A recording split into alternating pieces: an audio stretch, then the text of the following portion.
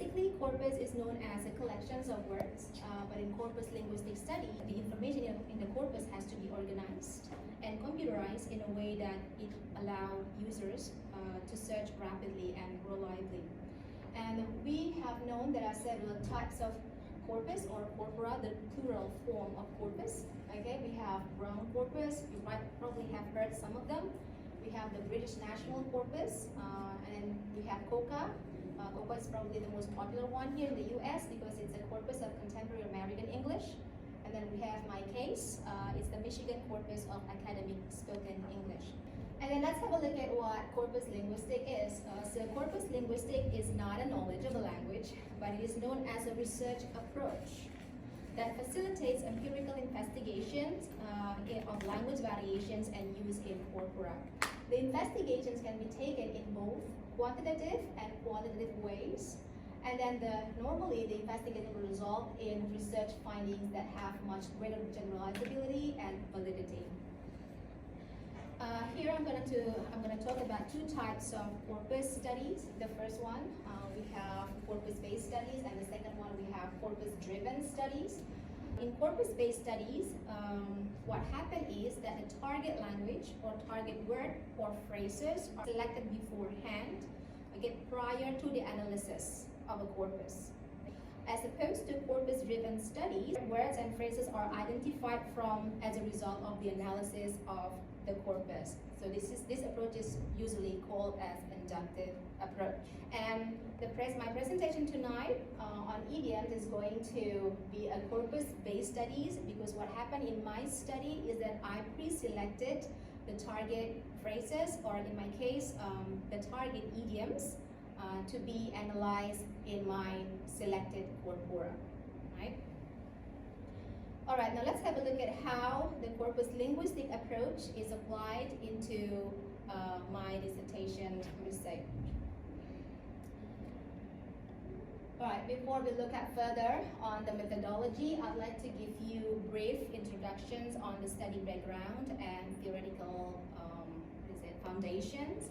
First of all, we have more and more studies nowadays looking at multi-word combinations. Okay, studies are no longer focused only on individual words as they used to be in the past. What happened now is idiom is one form of multi-word combinations. Other forms of multi-word combinations, you probably have known collocations.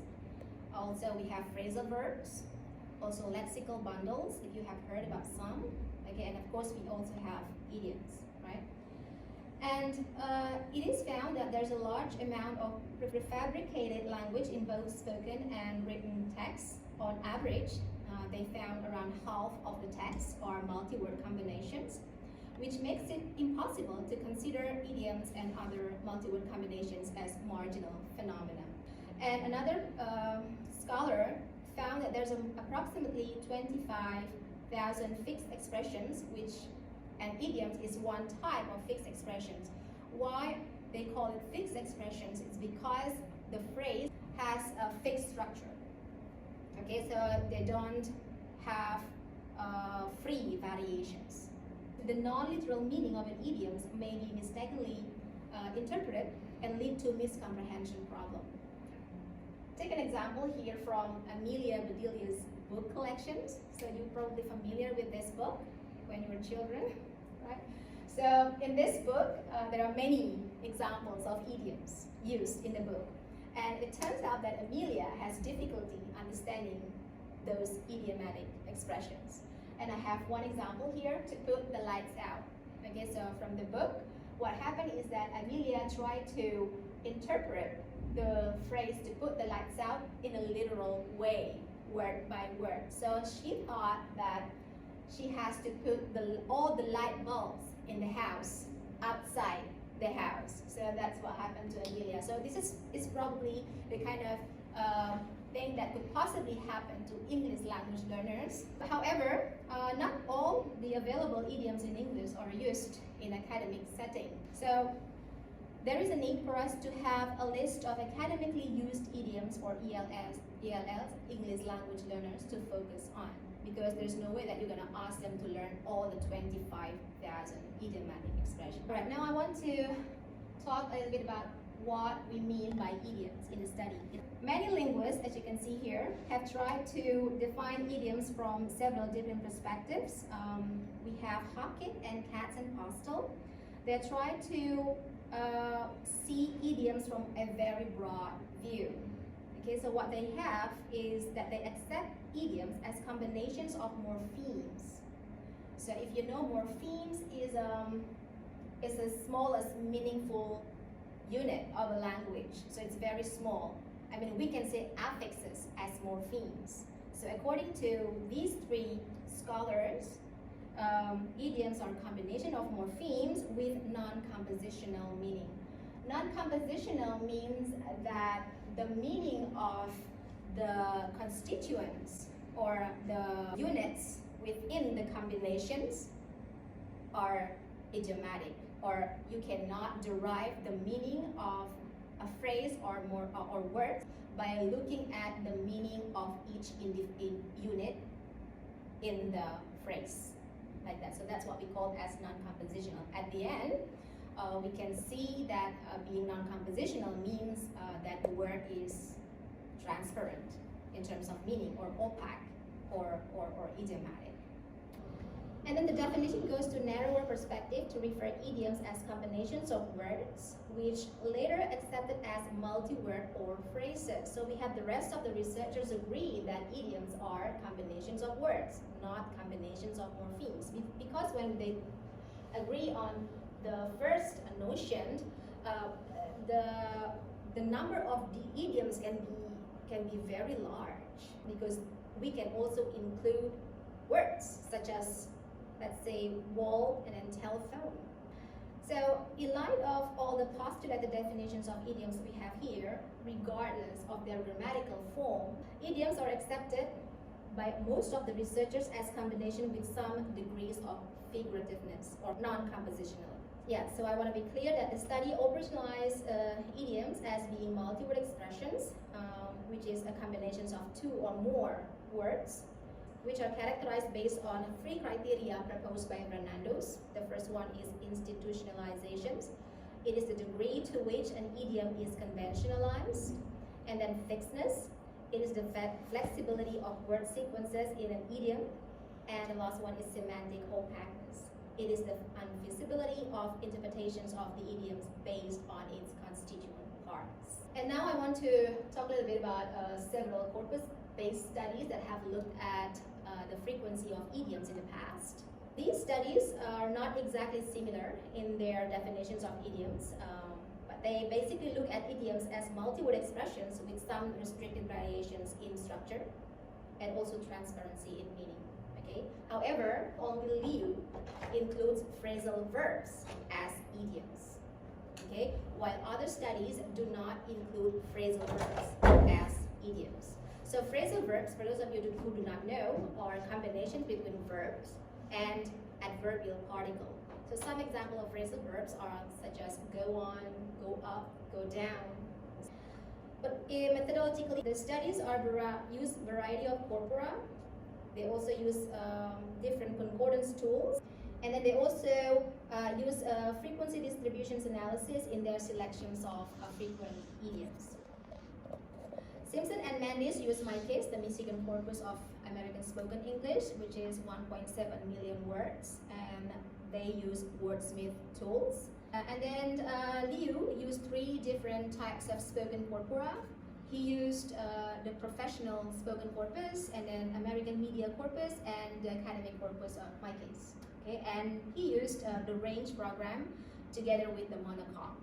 Monocom is the same program with wordsmith. It's also a concordance program in order to search for data inside corpus.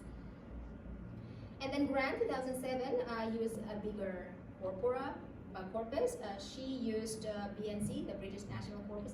And then we have Miller 2020, who are comparing between the result of two academic corpora, the spoken academic and the written academic. So she used the base for the spoken academic and OCAE for the written academic. All right, next, what's special here, I want to talk about how they validate the findings. This is important because purpose is I'm going to use some of their methodology in my current research. Okay, and then to validate the findings, Simpson and Mendes, and as well as Miller, involve language specialists to triangulate their identifications of idiom. After they have the data from the corpus, they triangulate, they validate their data by using opinions of several experts. And then we have Liu, Grant, and Miller compare idioms frequency from several different corpora. Liu compare idioms frequency from 3 different spoken corpora, and then we have Grant comparing the list that produced by Liu and Simpson and Mendes with her result from the BNC, and then we have Miller who are comparing the result of spoken academic and written academic. Although all of these studies looking at idioms in academic corpora, interestingly, none of the studies label their list as academic idioms. So this is what we're trying to find out and what challenged us in the study to seek and to find out idioms that are specific to academic corpus or corpora or academic language. In this study, I have 2 main research questions. In a purpose to develop a list of idioms specific to academic language or academic idioms, my study here tries to find out which of the target idioms occur frequently and with even distribution across written academic corpus and spoken academic corpus. And then I want to know how frequently do items in the academic list occur in non-academic sections of COCA. COCA is going to be my general corpus or non-academic corpus. And now I want to be specific on my own personalization of academic idioms. In order for the idioms to be called academic, I want them to not only be multi-word and meet all the criteria proposed by Fernando's, but I also want them to occur more frequently in academic spoken and written corpora than in non-academic corpora. And they also have to be available in most academic divisions. Because in academic corpus, you will see that the corpus itself is divided based on divisions. Okay?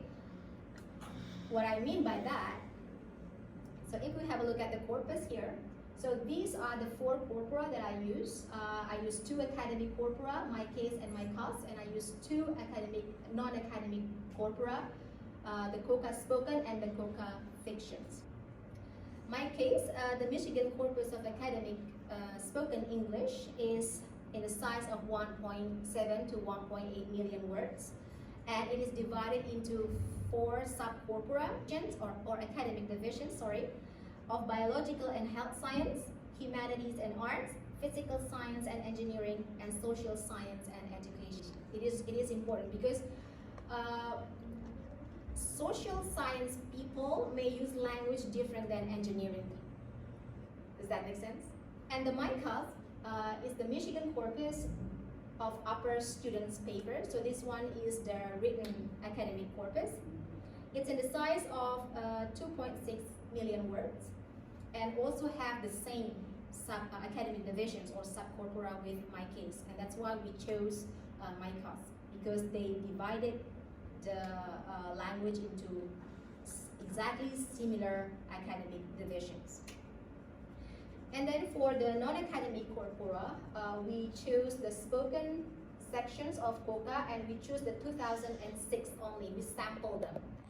COCA is huge, as I told you before. It's 1 billion corpus in size. It's huge. You can't compare the data from 1 billion corpus with the data from 1.8 million corpus. What we do is we sample the spoken section, which is around 125 million words, into 1.8 million words. That's why we choose only the 2006 year.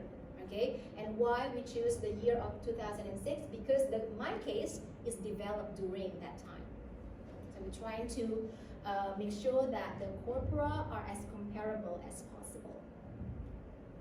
Similarly, with the COCA fictions, I choose the books from 2007 to 2008, and It's also because my class was developed during that particular year, and the size is 2.7 million words, which is again quite similar with the size of my class. So what I can say here about the corpora is that all academic and non-academic corpora represent American English Register, and that's important. Okay, because you can tell that British people will use different language than American people, right? And then the Coca spoken and fictions were sampled considering the time and size of my case and my class. As I mentioned in the beginning, that my study is a corpus-based study in which I pre-selected the target phrases beforehand, before the analysis. For that selections, in this study, I compiled target idioms and phrasal verbs from 8 different studies, 4 studies on idioms and 4 studies on phrasal verbs. So we had Miller, Grant, Simpson, Amandis, and Liu for idioms, and we have Gardner and Davis, Liu, Biber, and then Garnier and Smith for the phrasal verbs study. Of the 4 studies on idioms, only Liu's study includes phrasal verbs in their list of idioms, and that's why we add more studies on phrasal verbs in order to get more data about frequent phrasal verbs. Once all phrases were listed, then each phrase was then checked on whether they meet all the criteria for idioms, as I mentioned earlier, the 4 criteria proposed by Fernandez. And then I also use 4 major dictionaries of English idioms and phrasal verbs in order to help me check the possible idiomatic meaning of all phrases. And then I ended up with 685 unique idioms or idiomatic phrases that meet all the criteria. In the procedure, you can see where the compilations of the target idioms and the meaning check in step 1 and 2, right? And then in step 3, once we have all the target idioms, we then tagged the corpus data in my case and my class with clause 5, and then uploaded the data into our concordance program and com. Because the data in my case and my class are not tagged, originally not tagged, so we tagged them beforehand in order to make us easier later to search for the all forms or structures of idioms that we have in those 2 corpora. And then, yes, as I said before, the use of part of speech tagger is important to ensure that the idioms are in the correct form, especially in the case of phrasal verbs. You want to make sure that the phrasal verbs is the verb followed by adverbial particle, not the verb followed by a preposition. And then I utilize nconc. So I choose a concordance program called nconc in order to help me search the idiom's frequencies by utilizing the regex function. So have you heard about regular expressions before, maybe? It's a coding, that's coding for data. So that's one example, when you use the asterisk, when you use the brackets, and etc. in order to extract particular language within a corpus. Okay, I can show you later.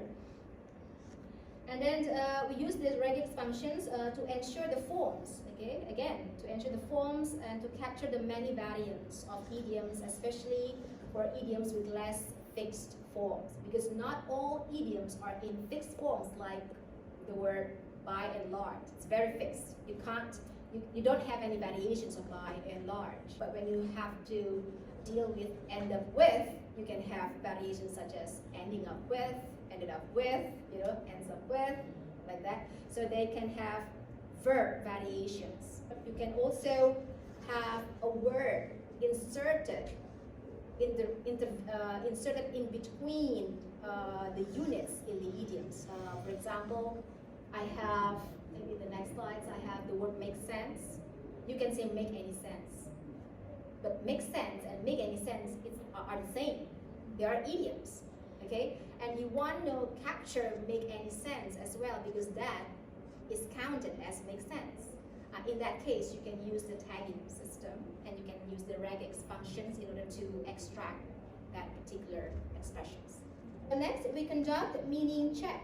This is important because we want to make sure that all of the entries are idiomatic so that they can count as idioms. Because if they're not idiomatic, they cannot be counted as idioms. They're just phrases.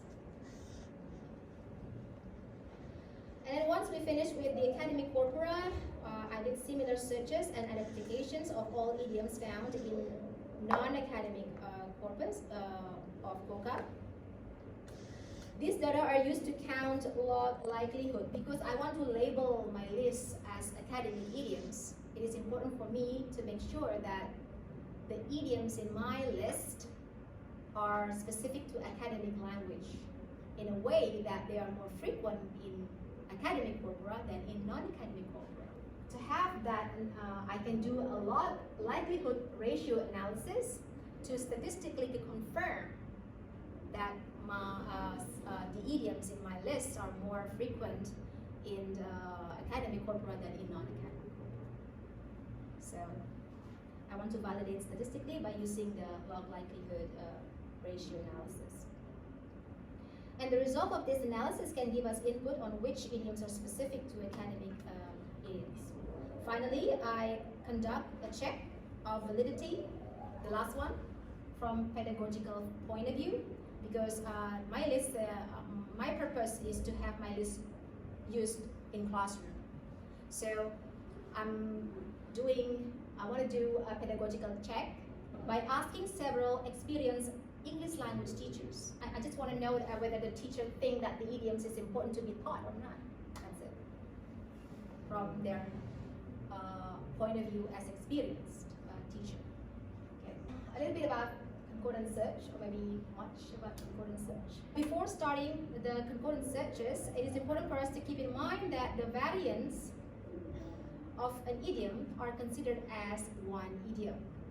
Okay, for example, the phrase "come to the point" and "get to the point" have to be treated as one idiom because they convey the same meaning, and as well as their variations, as well as the variations of all the verbs.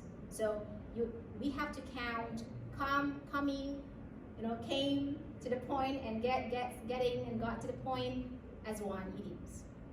Similar with in respect to and with respect to. Okay, so these two phrases also have to be treated as one idiom. In order to do the concordance search, we can do it in two ways. The first one is what I call as a bottom-up approach. We can do a bottom-up approach by using a concordance program and then operate various lengths of n-gram. So what we're doing here is we ask the tool to find any phrases of 2 units, any phrases of 3 units, and any phrases of 4 units.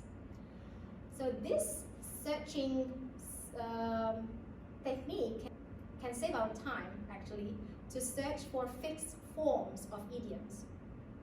So if you want to search for by and large and other idioms, other fixed structures of idiom with 3 units, by and large 3 units, okay, you can do the 3 grams. This is only applicable for fixed form of idioms. For the less fixed, it won't work, and that's why we have another way of doing it, okay, by using the regular expressions functions. For example, for phrasal verbs, it is important to use the ending V, as you can see here. See, I put ending V here. So if you have a look at here, so this is how I'm searching get to the point. So because get can also have a variations of got. So I put question mark. This is what we call, this is one example of regular expressions and how it applied in corpus study to search for. So I put V because I want to have get and the variations of get as a verb. I don't want to get as a noun or as an adjective. Okay, and then to as anything, the as anything, and point as anything, and then I'll end up to get to the point. Gets to the point, getting to the point, and it's all of the variations of verb get. And then for phrasal verbs, it is important for us to use the AVP. As I mentioned earlier, because a verb can also follow by preposition. Next, we can also use the wildcard symbols. So the asterisk is what we call as the wildcard symbols, okay, to search or to replace for any words that is possible to be filled, such as the word somebody's, one's. You can say your credit, to your credit. You can say to my credit. You can say to my father's credit. It can be anything. It can be replaced with anything. So then that's why we use the wildcard symbol here, asterisk, okay, in the searching. And to complete the search results, all findings or every concordance line should be checked on their idiomatic meaning again. And at this point, again, I have to use the 4 major dictionaries of idioms and phrasal verbs. Okay, and I also helped by 2 language specialists to check my work. So let's see, for example, here we have stand up. We have the word stand up. So in the first line, we have stand up for the rights. What do you think? Is it idiomatic or not idiomatic? Stand up for your right. What do you think? Yeah. As opposed to stand up against the wall. See the difference? Mm-hmm. Okay, the first one is idiomatic and the second example is not. It's obviously literal. So that's how I identify the idiomatic meanings. And of course, by the help of dictionaries as well, because I'm a second language learner. This is what I have so far, and what I have here is that I found similar number of idioms in the 2 corpora, but they are different. Although they are quite similar in terms of the number of idioms found in the both corpora, but they are actually not exactly the same idioms. Some of them are different, okay? And they are in the frequency range from 0.01 to 4.3 per 10,000 words. So PTW is per 10,000 words. And then in my class, the range is around 0.0039 to almost 5 per 10,000 words. And then what we have here is the frequency categories. In terms of frequency categories, we can see that almost all of the idioms found in both corpora are in the low category, which are 0.02 to 0.09 per 10,000 words. Next, I want to show you this data per subcorpora or academic divisions. The idioms are more frequently found in all academic divisions in my case than in my class. Okay, so even though they have similar number of idioms found, but the frequency, you can see that more frequencies of idioms are found in my case in all academic divisions than in my class. Which means that we're suggesting that idioms are generally used more in academic speaking than in academic writing. This finding is also confirmed when we compare the frequencies of data from the 2 academic corpora in all 5 frequency categories, that more idioms are found in my case in more frequent categories. Despite the fact that wide varieties of idioms are used in academic written language, their frequencies are not as high as their frequencies in academic spoken language. We can see that only the very low idioms are found more in my class, while the more frequent categories of idioms are found more in my case. Again, confirming that idioms are more likely used in spoken academic language than in written academic language. So these are some of the examples of idioms I found in high category and very high categories in my case. What's interesting in this data, what we can see interesting is that the use of phrasal verbs. So that's why I highlighted them, okay, that there are many phrasal verbs used, right, in academic, which means that we cannot disregard phrasal verbs as idioms because in many occasions they're used idiomatically. However, in my class, which is the written academic, there aren't many phrasal verbs used frequently. Most phrasal verbs used less frequently than they are used in my case. So I probably don't have conclusion right now because I haven't finished with my study. I'm still going on with my data collections and analysis. But what I have so far, I can tell you some limitations of my study and recommendation for future research in case some of you are interested to conduct similar studies or currently, based on what we have here. Okay, so first of all, the study is limited to find out the frequencies of 685 previously listed frequent idioms. Future studies are expected to go beyond this number. So if you're interested, you can go beyond. So I believe that you're going to need a team for that. The result of this study is limited to academic idioms found in my case and my class. And these two corpora are less than 5 million. They're small corpora. There's a need to check the list of academic idioms spoken and written in a different academic corpora, such as the base corpus or the Oxford corpus, or BNC academic or COCA academic, the bigger one, with, of course, inclusions of phrasal verbs. And then the size of corpora used in this study are small, again, and less balanced. One academic divisions can be larger in terms of their size than the other one.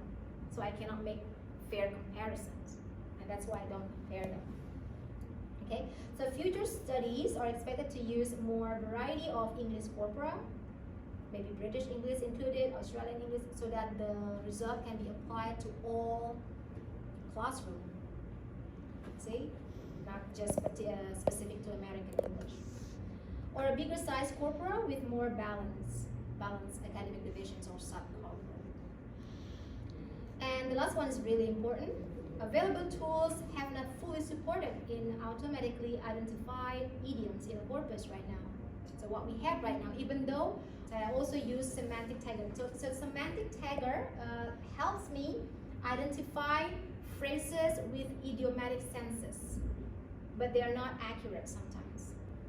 So future research should develop concordance tools, in my opinion, that better facilitate the identification process of idioms. It can be more sensitive semantic tagger to help researcher identifying the semantic or the meaning context of idioms, or it can be more advanced concordance search functions. Okay, so this is probably homework for future studies, because to my mind, once I did this research, I realized that studies on idioms, along with the uniqueness, that idioms itself have, in terms of structure, how various they are, how many variants can be, and their semantic, how transparent they can be in terms of meaning, it's very unique and complex, and that's why, in my opinion, I think studies on idiom have brought corpus linguistic studies to the next level, which requires more improvement in terms of the tools that we have right now. That's all I have. This is my references. Thank you. Thanks for coming.